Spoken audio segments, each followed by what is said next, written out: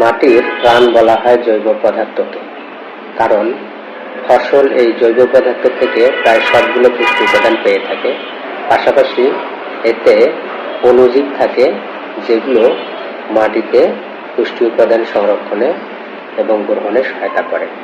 আমাদের দেশে জৈব পদার্থ বলতে অধিকাংশ ক্ষেত্রেই গোবর সার ব্যবহার করা হয়, কিন্তু এই গোবর সার সংরক্ষণের গর্তটি বৈজ্ঞানিকভাবে করা হয় না।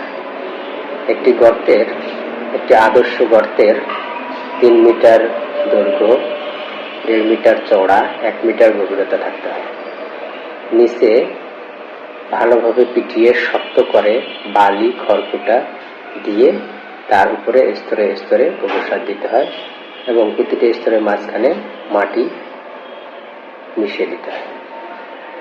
উপরে ছাউনি দিতে হয় যাতে রোদের এবং বৃষ্টির পানি গিয়ে অণুজীব গুলো নষ্ট না করে।